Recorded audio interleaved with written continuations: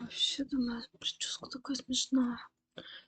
Я, как обычно, выхожу на запись в черти поймешь в каком состоянии. Не расчесанная, не одетая, не умытая. Кошмар. Сейчас чайку заварим. Один из главных вопросов, который волнует начинающих мастеров или тех, кто только хочет внедриться в профессию, это все-таки какие же плюсы и какие же минусы существуют в сфере наращивания ресниц, потому что есть очень много заблуждений по этому поводу. И не то, что я бы хотела вас отговорить от вступления в профессию, наоборот, я бы даже вас хотела пригласить вступить в наши ряды, потому что, несмотря на то, что выпускается каждодневно огромное количество мастеров, качество их работ оставляет желать лучшего. Не всех, не всех. Есть очень крутые мастера, есть классные, есть давно работающие, есть новички суперкрутые. Я просто говорю, чтобы вы избавили себя от заблуждений, от того, что наращивание ресниц это какая-то там золотая жила, работать на себя и все такое. Вот хочу разобрать несколько аспектов и все-таки пролить свет, если так можно сказать, на реальное положение вещей.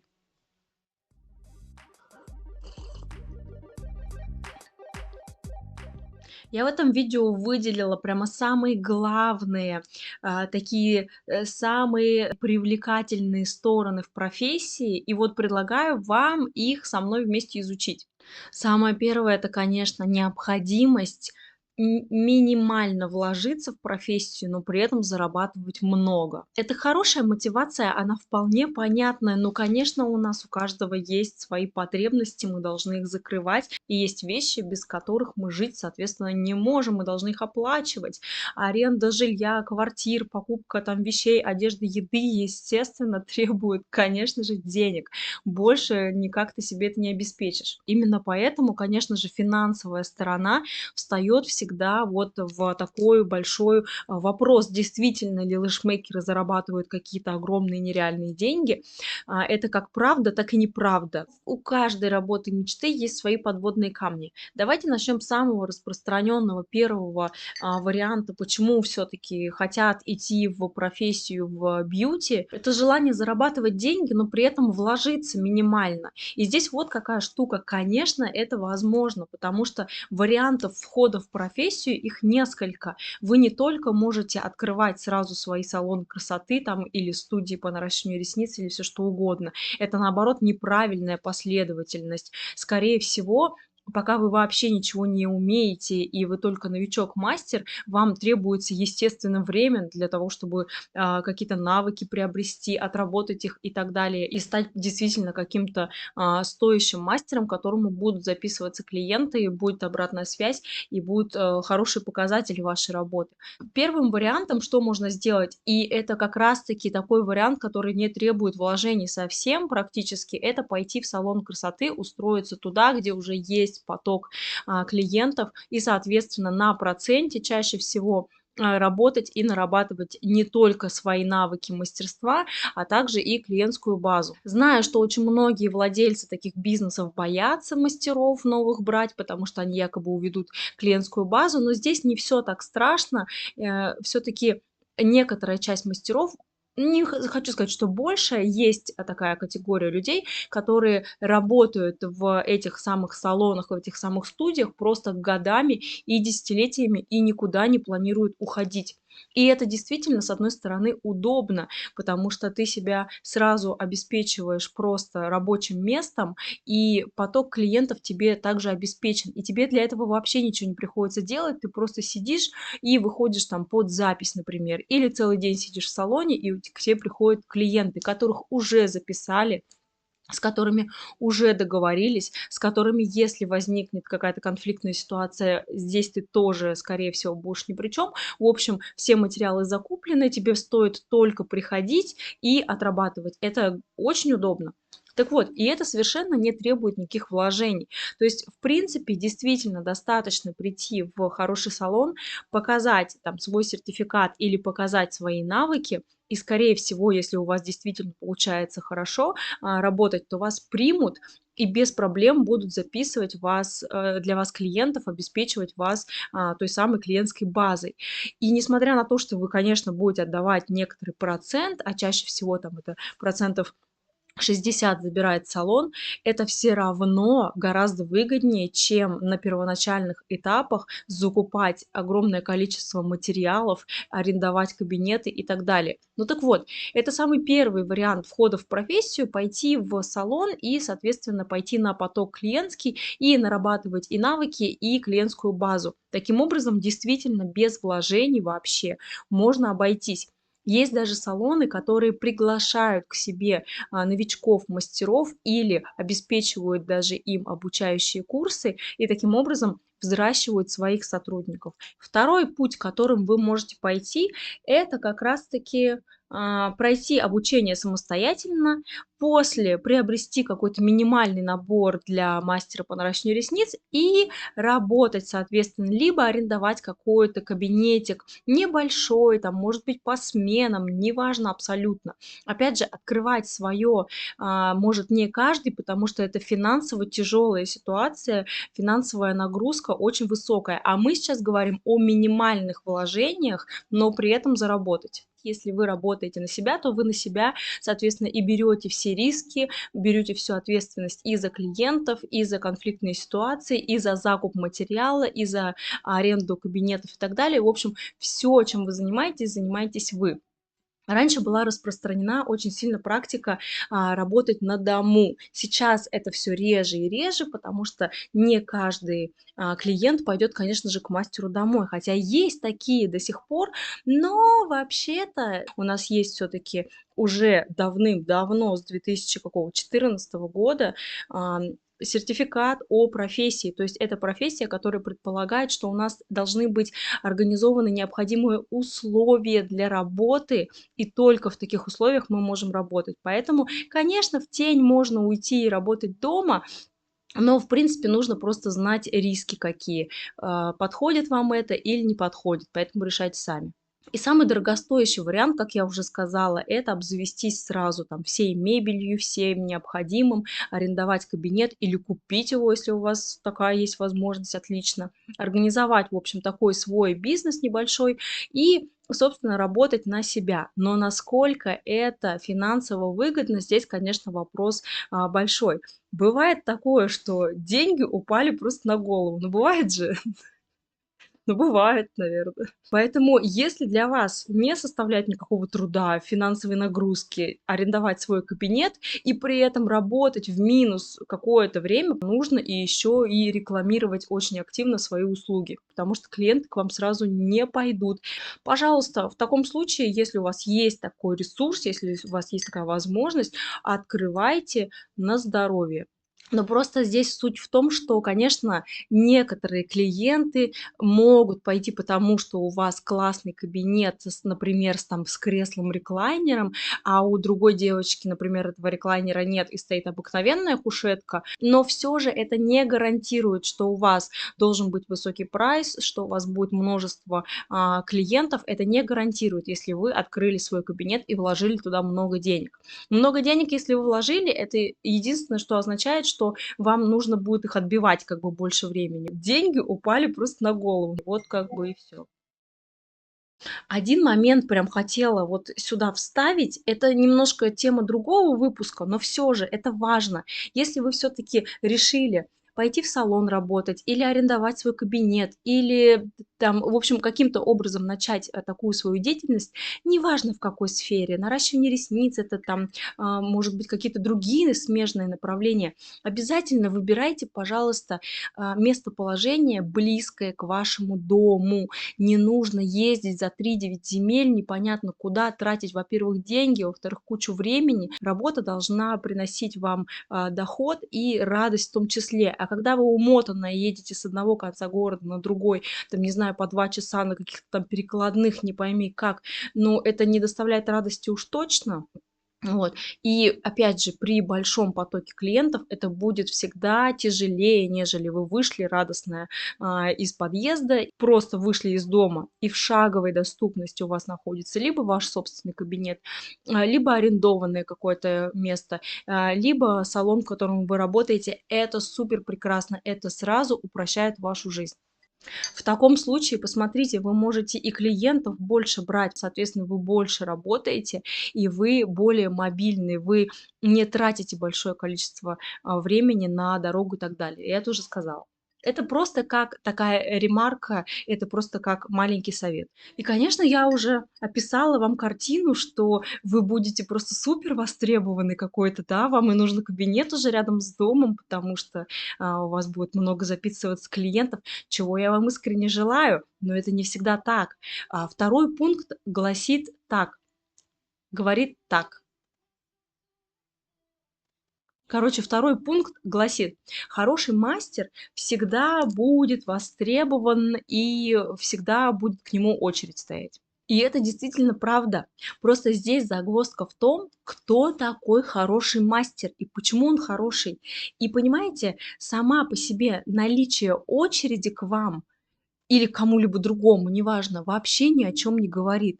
То есть такая ошибка, мышления, что, якобы если хорошие отзывы о ком-то, то значит это 100% хороший человек, мастер, там, не знаю, кто угодно.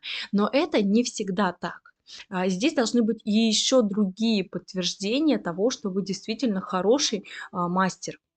Я всегда говорю, что есть 3 пункта, по которым вы можете определить, действительно ли вы, специалист в своей сфере. Это не только хорошие отзывы, которые могут быть великолепные, но по факту я таких историй знаю огромное количество, когда к мастеру стоят вот такие вот огромные очереди, но действительно объективно и по нашим техническим параметрам там совершенно ни о каком, даже безопасном, даже правильном, даже более-менее сносном наращивании речи вообще не идет. Там просто творится кошмар, но при этом отзывы вот такие вот хвалебные. Поэтому сами по себе отзывы не являются показателем доброкачественности процедуры или того, что услуга будет оказана качественно. Это не так. Есть еще 2 подтверждения. Оценка вами самого себя. То есть все равно на протяжении, своей жизни, своей карьеры мы проходим разные обучения. Мы куда-то ездим, мы что-то смотрим. Сейчас, опять же, отговорка, что я не могу сходить на обучение, я не могу там понять, решить какой-то вопрос. Это все не работает, потому что, во-первых, огромное количество контента в открытом доступе, в открытом, бесплатно, бери не хочу. И, во-вторых, каждый практически, это тоже тема другого будет разговора, каждый стремится обучать. Еще сам порой ничего не умеет, но уже зато обучает. Поэтому здесь, конечно же, нужно формировать свое личное отношение к себе и, конечно же, основываться на фактах, на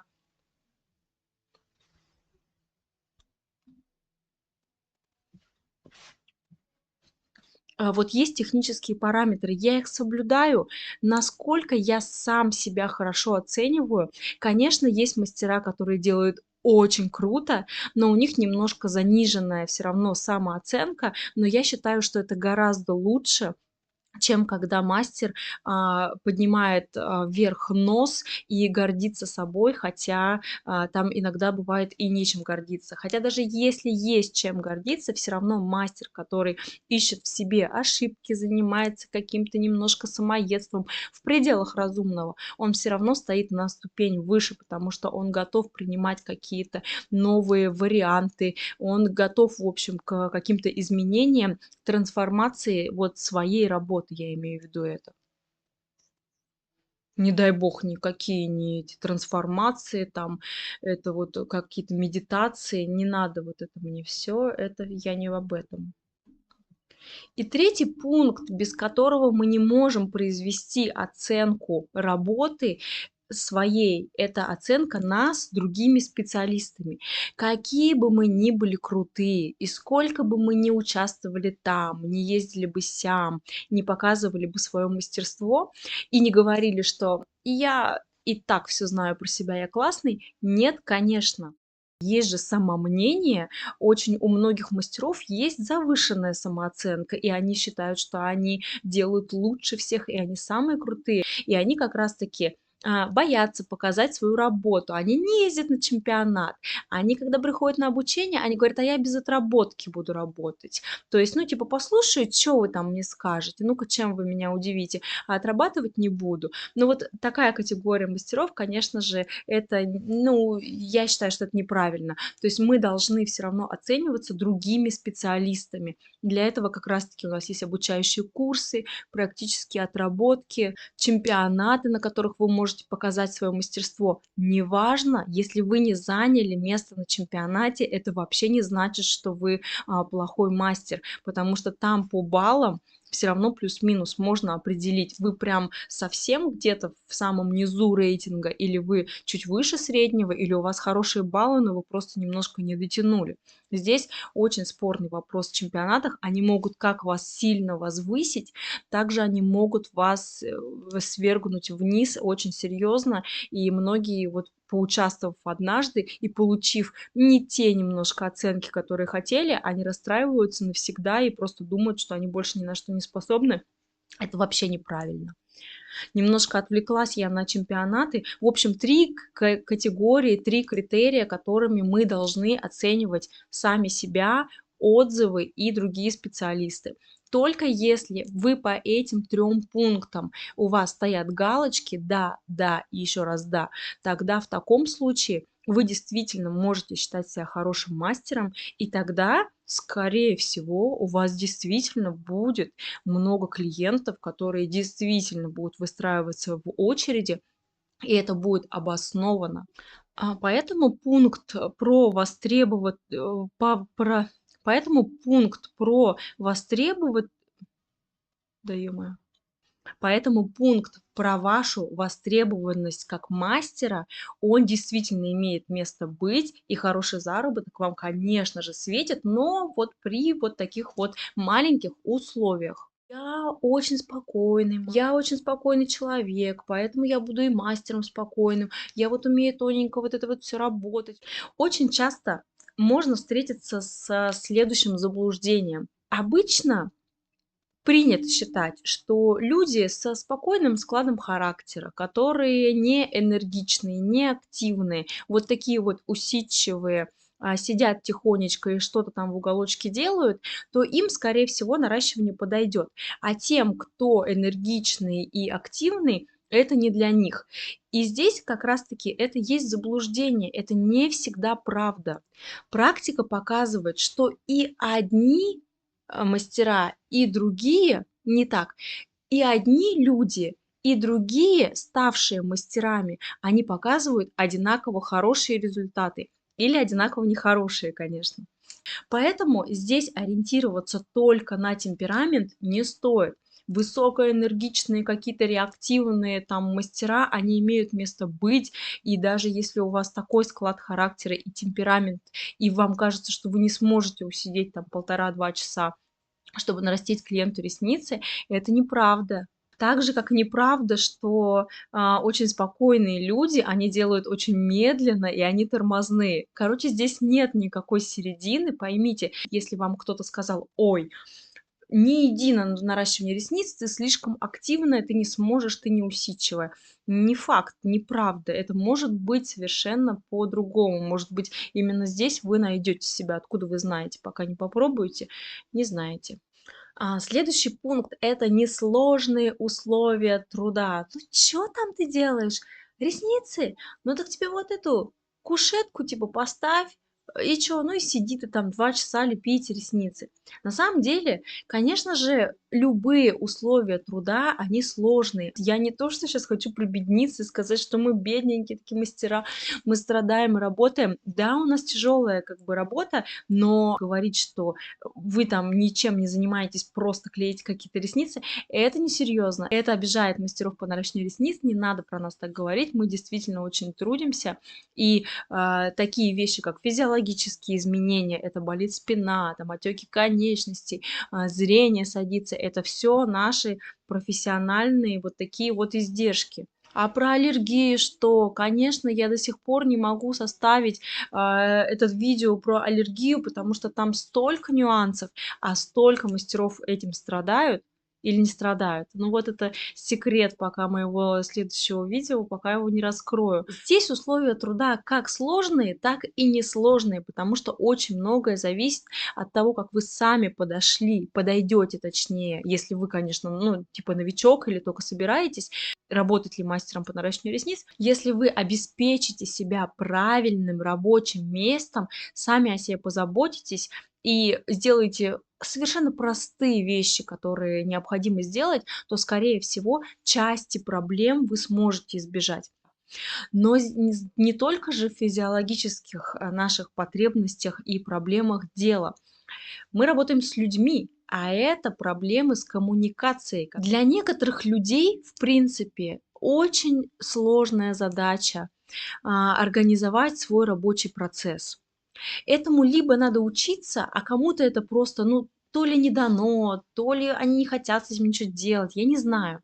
Но суть остается такова, что некоторые люди не могут организовать для своего клиента пространство удобное так, чтобы вот всем было комфортно, чтобы клиент без каких-либо проблем мог найти мастера, прийти к нему, чтобы он спокойно лежал, чтобы он чувствовал себя в безопасности, знал, что с ним ничего не произойдет, потому что процедура-то опасная, сколько у нас вон вещей может случиться, и ожоги, и от клея, и там еще чего-нибудь, и острые предметы мы работаем. В общем, достаточно ситуаций всяких разных страшных. Кроме того, нужно согласовать время записи, правильно всех записать, встретить, проводить и так далее. Это, опять же, не каждому дано.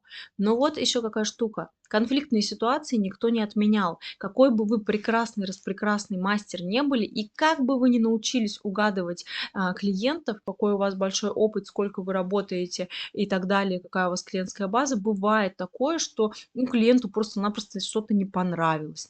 Так и вот эти спорные, конфликтные ситуации, конечно, надо уметь решать. Опять же, здесь плюс, если у вас есть специальный сотрудник, который этим занимается, но чаще всего мастера арендуют кабинет для себя и работают там либо в одиночестве, либо с какими-то еще дополнительными мастерами, либо смежных услуг, либо таких же по наращиванию ресниц. И он остается мастер один на один с решением вот этой конфликтной ситуации, и порой это действительно сложно объяснить клиенту правильно, не нагрубить, держать свое лицо, но и клиенту не обидеть его и смочь ему помочь. Это очень сложно. Поэтому вот такие коммуникативные навыки, их нужно в себе развивать, прокачивать, либо тогда, напротив, вот от них отстраниться и дать это задание кому-либо другому выполнять, если вы действительно на это не способны. В сложностях работы мастера по наращиванию ресниц можно выделить также нестабильность заработка. Смотрите, какая вещь, особенно когда мастер, например, на первоначальных только этапах, он только обучился, и никто никогда не знает, сколько будет нарабатываться эта клиентская база, какая она вообще должна быть, сколько вы планируете брать клиентов, сколько к вам вообще в реальности придет. Они могут куда-то уезжать, они могут не ходить просто так по своим причинам. Они могут вас поменять как мастера. Кому-то не подошла цена, кому-то не подошло местоположение. То есть огромное количество факторов говорит о том, что вы постоянно будете как приобретать новых клиентов, о чем говорят все. Вот это новые там возможности, все дела. А про, про новые эти, как они называются, наоборот, а про новые утери клиентов никто не говорит. Вы так же, как и приобретаете какую-то часть клиентов, вы какую-то также и теряете. Вот по тем причинам, которые я перечислила, и еще по много другим причинам. Есть такая тема, как сезонность. Опять же, если вы очень давно работаете, нет, если вы очень давно работаете, это тоже не факт, это не показатель. Некоторые мастера работают десятилетиями, но они не имеют клиентской базы там большой какой-то. Опять же, может, она им не нужна. Я в подкасте об этом говорила, что, знаете, Кто-то готов работать прям с утра до ночи, просто такой подход у самого мастера, а кто-то одного клиента в день, и ему уже достаточно, и он вообще не намерен больше напрягаться, да. С точностью предсказать никогда нельзя, вернется ли к вам клиент. Даже если вы ему понравились, даже если все было хорошо, не факт, что она вернется, просто по своим даже причинам. В общем, таких причин огромное множество, и мы никогда не знаем, сколько все-таки клиентов к нам будет ходить стабильно каждый месяц. Поэтому бывают просадки, бывают месяца, бывают там недели какие-то, бывают просто на первоначальном этапе, ну не идет никто, ты уже везде эту рекламу запустил. То есть это очень тяжелый процесс преодолеть вот этот вот рубеж тогда, когда ты уже станешь известным, когда к тебе пойдут. Это просто нужно терпение, старание и труд. Если вы будете сами улучшаться, неизбежно к вам придут клиенты, неизбежно вы станете крутым мастером там, в своем городе, в своем районе, неважно где, абсолютно неважно. Вот я переезжала, и у меня получается, что в 3 городах хорошая репутация как мастера. Клиенты приходили ко мне, хотя почему они ко мне идут? У какого-то мастера, вот это вот формирование клиентской базы может занять год, а у кого-то и несколько лет, поэтому здесь никогда не угадаешь. Еще одно из заблуждения такое, что, а, если вы хотите работать мастером там в какой-то бьюти, то вам вообще не надо никакого образования, вы просто идете и там получаете какой-то там этот сертификат, и вы готовый уже специалист. На самом деле это не так. Это и так, и не так, потому что изначально у нашей профессии не было вообще никаких регламентов. То есть мы действительно просто так сами себе, там, я не знаю, обучились, дома на диване делали и стали какими-то там мастерами. И тем более мастер по наращиванию ресниц не был внесен вот в реестр профессий, то есть это не было в профессии. Сейчас все поменялось и уже давно поменялось, уже практически там, не знаю, 10 лет назад, это уже очень много времени прошло. Обязательно обучение требуется мастеру по наращиванию ресниц. Обучение правильное, обучение с правильными понятиями, с терминами, с методологией, чтобы вы понимали, что вы делаете, чтобы вы не просто окончили какой-то курс, все объемы там за 5000 и так далее за один день. Нет, этого недостаточно. В первую очередь, хотя бы что нужно сделать, если вы планируете стать мастером, просто открыть один единственный документ ГОСТ по наращиванию ресниц и даже прочев его буквально там сколько, 5 страниц там, по-моему, не помню, вы уже примерно будете понимать, с чем вам придется сталкиваться. Но есть такие обучающие курсы, которые говорят все наперекор даже официальному документу, понимаете? И вы, проходя такие обучения, просто оказываетесь в ловушке, потому что вас научили уже изначально делать неправильно, и вы делаете неправильно. Соответственно, после этого обучения у вас куча в голове вопросов. Вы не можете спокойно, стабильно начать работать, поэтому возникают какие-то неполадки с клиентами, технические ошибки и так далее. В общем, много чего может возникнуть, поэтому образование, пожалуйста, выбирайте правильно. Не по такому принципу, что кто там самый крутой у нас сегодня. Часто просто раздутые какие-то тренера говорят, что они всему научат, но на самом деле никто не научит ничему.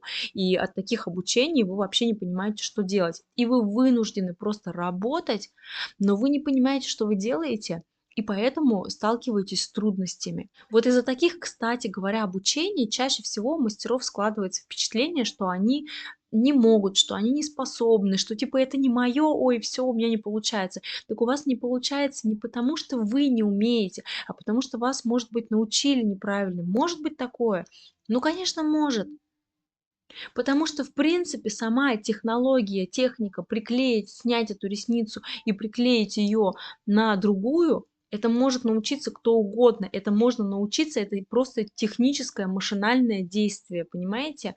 Другой вопрос, что, посвятить как бы этому какую-то часть своей жизни или всю свою жизнь, это уже, каждый сам для себя решит. Но, в принципе, это сможет практически любой. Давайте еще одно тогда заблуждение и буду закругляться, что уже много получилось. Смотрите, каждый может открыть свой бизнес. Это огромнейшее заблуждение. Вот как раз-таки здесь загвоздка в том и состоит, что не каждый. Все то, что мы перечислили, это и темперамент мастера, и его коммуникабельность, и способность обустроить, да, свое рабочее место. Это все очень важно. Конечно, модно называть себя владельцем какого-то бизнеса, но на самом деле очень часто сталкиваюсь с тем, что вот эти все студии бизнесмена там какого-то, они не то что выглядят даже неподобающим образом, они и услуги предоставляют некачественные. Поэтому, конечно, круто называться там, не знаю, директором, своей какой-то там компании, но зачастую, не только в сфере наращивания ресниц, это с профессионализмом ничего вообще общего не имеет. Конечно, если вы умеете наращивать, то вы, скорее всего, сможете организовать рабочее место. Вы знаете, какие материалы покупать, вы примерно знаете, что там технически как должно выглядеть, да. Вы в теории можете даже набрать сотрудников, то есть по своим критериям каких-то сотрудников вы выберете. Вот. Но это совершенно не означает, что вы сможете ими руководить, потому что руководящие должности — это совершенно другая история. Конечно, каждый в себя всегда верит, что, конечно, я способен, я могу, но вот когда заходишь в такие заведения и с вот такими вот ужасными глазами оттуда выбегаешь, то лучше не надо. Тысячу раз себя проверьте по этим фильтрам. И я думаю, что если не получается, то не надо. Иногда приходишь к мастеру, вот такому бизнесмену, а тебя там даже встретить не могут. Тебе бокал воды не предложат. Бокал воды. Бокал воды, хотела сказать, бокал чего-нибудь другого. Бокал воды тебе не предложат, пальто не снимут, в уборную не проводят. Ну, как относятся к тебе, как, не знаю, неприятно. Вот, поэтому не каждый может открыть свой бизнес. Это, конечно же, заблуждение. Если все-таки вы приняли решение стать мастером по наращиванию ресниц, у вас есть много путей, кем вы можете стать. Ну, хотя нет, я вру, на самом деле не очень много путей, кем вы можете стать, но, по крайней мере, направлений развития достаточно. Это или и работа в салоне, допустим, работа на себя как просто мастера, возможно, попробовать себя, опять же, открыть свой бизнес, если у вас достаточно компетенций в этом вопросе, начать обучать. Об этом тоже будет отдельный ролик про то, стоит ли обучать, как обучать, зачем обучать, можете ли вы обучать и так далее. Вот. В принципе, если вы приняли такое решение быть мастером по наращиванию ресниц, то хотя бы на эти там 5 или 6 пунктов, которые я озвучила, обратите внимание, потому что не все так легко и просто, как вам рассказывают на курсах, что все будут богачами, все могут, все умеют. Конечно же, практика показывает обратное. Очень много мастеров не выдерживают первый год, например, потому что год самый сложный. Потому что нет клиентов, и у вас пока нет понимания того, что делать. В общем, смотрите, краткое резюме. Не питать себя иллюзиями, что вы обучитесь и прям сразу вот все станет потрясающе, вы станете и много зарабатывать, и станете известным, популярным и так далее. Для кого-то это тоже важно. Вот. Не питать себя этими иллюзиями, не думать о своем темпераменте и что у вас, возможно, не получится. Возможно, не получится у всех и все что угодно. Пока вы не попробуете, не узнаете, выбирайте качественное обучение, хорошие, достойные, с правильной базой, повышайте свою постоянно квалификацию, ездите, проверяйте свои силы. Также работайте над своими коммуникативными навыками. Вам нужно научиться работать с клиентами, вам нужно научиться работать с людьми. Помните о сложностях физических, в том числе, и сразу заранее оценивайте все риски, какие могут быть у вас проблемы или какие из уже существующих могут усугубиться вот именно выбором этой профессии. Ну и, конечно, держите в голове, что мастер по наращиванию ресниц, он в любой точке мира может найти себе работу. Это действительно правда. В первую очередь вы всегда работаете сами сначала на свою репутацию, а потом уже она работает на вас.